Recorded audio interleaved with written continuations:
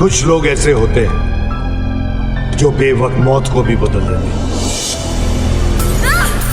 इतना खून देख के लगता है इसे बड़ी बेरहमी से मारा है।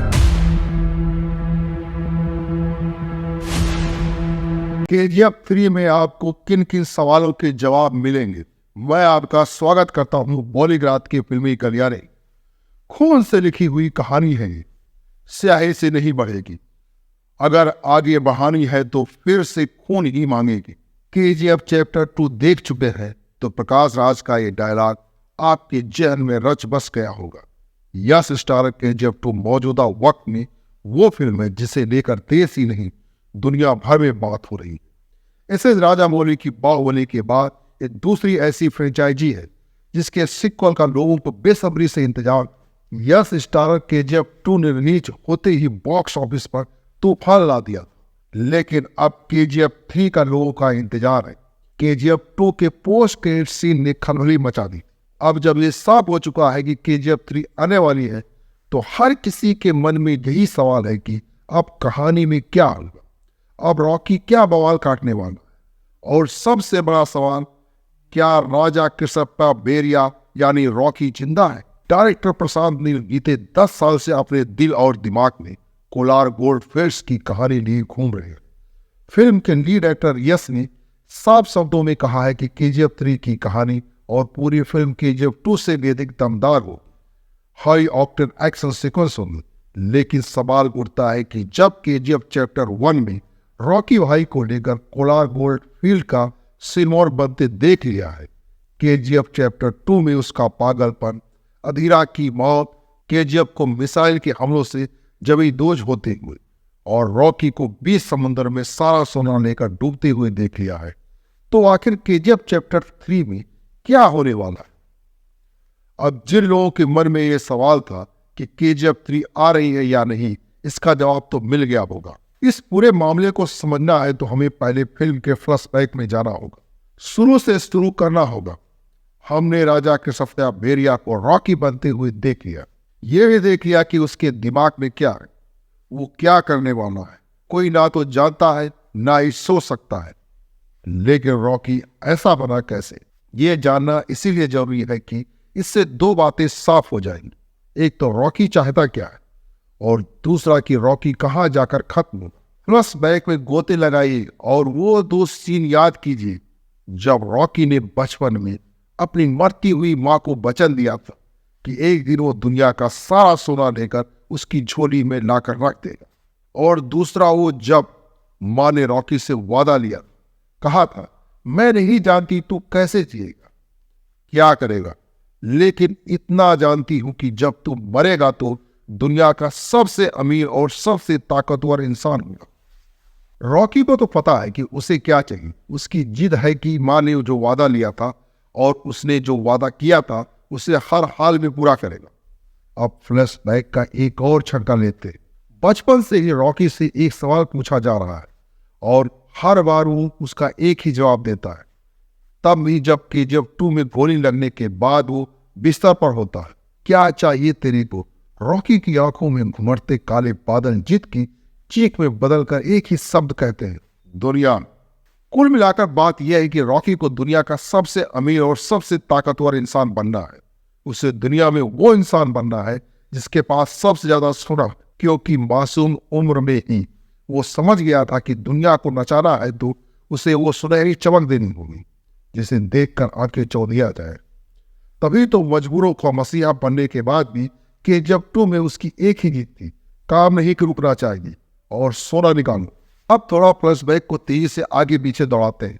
फिल्म में एक किरदार है जिसे केजीएफ चैप्टर 1 में दिखाया गया है और केजीएफ चैप्टर 2 में फिल्म के पत्रकार साहब यानी आनंद, दोनों ही फिल्मों में एक ही इंसान से बात करते हैं।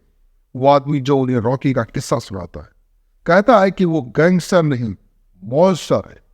वही जो किस्सा बताता है कि कैसे पुलिस ने थाने में रॉकी को बिठा तो दिया, लेकिन जब ड्राइविंग लाइसेंस पर नाम देखा तो पूरा आसमान हिलने लगा। वही कलेक्टर जिसने बताया था कि रॉकी कैसे सप्लायर का गन चेक करने के लिए 13 लोगों के बीच अकेले पब में घुस गया, वही किरदार जो KGF 2 के आखिरी सीन में फिर आता है। आनंद उसके पास जाकर कहता है कि तुमने सही कहा था, वो गैंगस्टर नहीं मॉन्स्टर। अब जब याद आ गया है तो ये भी गौर कीजिए कि दोनों ही चैप्टर में कहीं भी इस किरदार को प्रशांत नील ने अभी तक एक्सप्लोर नहीं किया है, नहीं बताया है कि वो कौन है और वो आनंद की कहानी क्यों सुना रहा है, जबकि आनंद तो खुद KGF में हर पल रॉकी के साथ। आप थोड़ा फास्ट फॉरवर्ड करते हैं, आते हैं KGF चैप्टर 2 पर।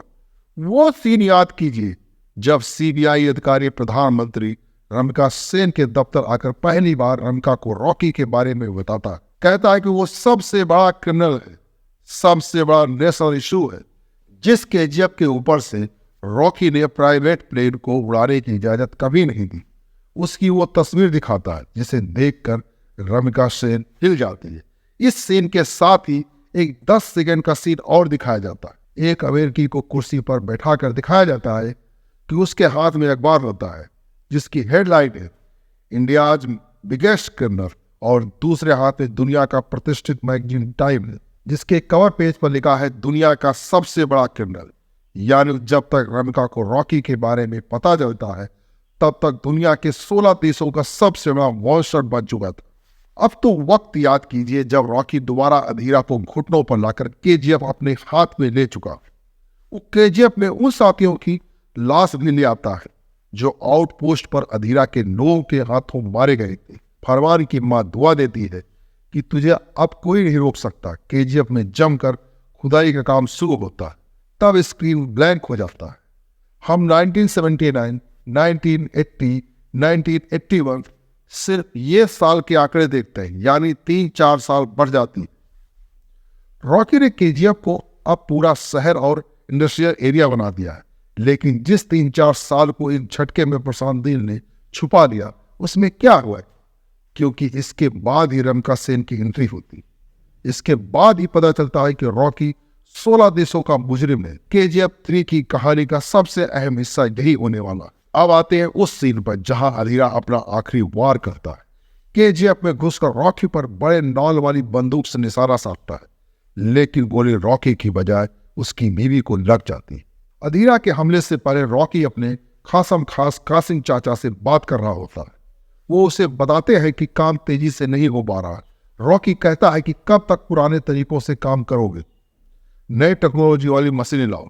कासिम कहते हैं कि मशीनें नहीं मिल रही। रॉकी कहता है कि अमेरिका से ले आओ।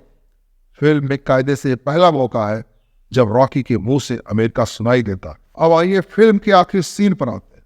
रॉकी जहाज में KGF का सारा गोल्ड भरकर समंदर में, जानबूझकर उसने ऐसी जगह चुनी जहां सारा सोना और खुद रॉकी 20,000 फुट की गहराई के ऊपर है। यहां हमें 2 बातें पता चलती। पहले कि रॉकी ने सिर्फ भारतीय अधिकारियों को ही फैक्स नहीं भेजा, उसने अमेरिका और इंडोनेशिया के तटरक्षकों को भी फैक्स भेजकर वहां पर बुलाया। भारतीय जहाज से हुई बमबारी में रॉकी को समुद्र में सोना सहित डूबते हुए दिखाया जाता है। लेकिन क्या रॉकी मर जाता है? शायद नहीं, क्योंकि रॉकी का कैरेक्टर ऐसा है कि जहां सबकी सोच खत्म हो जाती है, रॉकी की वहां से शुरू होती है। तभी तो वो गैंगस्टर नहीं मॉन्स्टर है। अब पोस्ट क्रेडिट सीन पे आए। KGF 2 के खत्म होने के बाद पोस्ट क्रेडिट सीन में 4 बड़ी चीजें दिखाई गई। एक तो KGF चैप्टर 3 की फाइल बनती है। दूसरी बात कि CBI के अधिकारी रमिका सेन को बताते हैं कि रॉकी ने वहां इंडोनेशिया और अमेरिका के शिप को भी बुलाया था। क्यों बुलाया था नहीं पता। तीसरी कि इन सब के बीच CIA के अधिकारी रमिका सेन के पास आते हैं और रॉकी का प्रत्यर्पण मांगते, क्योंकि रॉकी अमेरिका का सबसे बड़ा मुजरिम। वो वहां कैसे मुजरिम बना ये भी नहीं बताया गया है। चौथी और आखिरी बात, रमिका सेन के चेहरे के एक्सप्रेशंस इस दौरान कुछ ऐसे हैं जैसे वो ऐसा कुछ जानती है जो उसने किसी को नहीं बताया है। वैसे भी पोस्ट क्रेडिट सीन में भी भारतीय वायुसेना और थल सेना को फिर से हमला करते हुए दिखाया जाता है। रमिका सेन को हमले के कागजात पर साइन करते हुए दिखाया जाता है, जबकि KGF सिटी तो मिसाइल हमलों से जमी दोज है।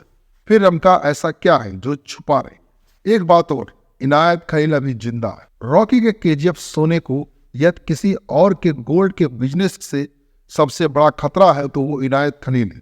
इनायत खलील ने रॉकी की धमक तो देख ली है, लेकिन वो अभी भी रॉकी के लिए खतरा है। ऐसे में रॉकी को अगर दुनिया पर राज करना है, इंडिया नहीं पूरी दुनिया का सीईओ बनना है, तो उसे इनायत खलील के सोने के धंधे को भी ठप करना होगा। कुल मिलाकर इस पूरे फ्लैशबैक और फास्ट फॉरवर्ड की जरूरत इसलिए थी कि आप ये समझ सके कि केजीएफ चैप्टर 3 की कहानी के लिए प्रशांत नील के पास अभी भी बहुत सारा मसाला है। मसला रॉकी कैसे 16 देशों के लिए मोस्ट वांटेड बना, कैसे उसने इनायत खलील को खत्म किया, उन 3-4 साल में कैसे उसने अपना साम्राज्य दुनिया भर में फैलाया, दुनिया के सबसे अमीर और सबसे ताकतवर इंसान बनने का उसका मां को दिया वादा कैसे पूरा हुआ, वो आदमी कौन है जो पत्रकार आनंद को रॉकी की बादशाहत की कहानी सुनाकर उसे गैंगस्टर से मॉन्स्टर बता रहा है। रमका सेन को ऐसा क्या पता है जिसे वो छुपा रही है? क्यों उसने आनंद की लिखी हुई किताब एल डोरिडो को बैन कर दिया, जला दिया? जब केजीएफ सिटी जमींदोज हो चुका है, तो फिर रमका सेन ने फिर कहां वायु सेना और थल सेना से हमला करवाया? क्या रमका सेन भी रॉकी से कहीं ना कहीं मिली हुई है? समंदर में जब रॉकी और उसका सारा सोना डूब रहा था, तब वहां इंडोनेशिया और अमेरिका वाले क्या कर रहे थे? रॉकी अमेरिकी जांच एजेंसी सीआई के निशाने पर कैसे आया? और इन सब से केजीएफ चैप्टर 3 में प्रशांत नील हमें ये भी बताएंगे कि क्या रॉकी को मिला जो बचपन से चाहिए था, दुनिया।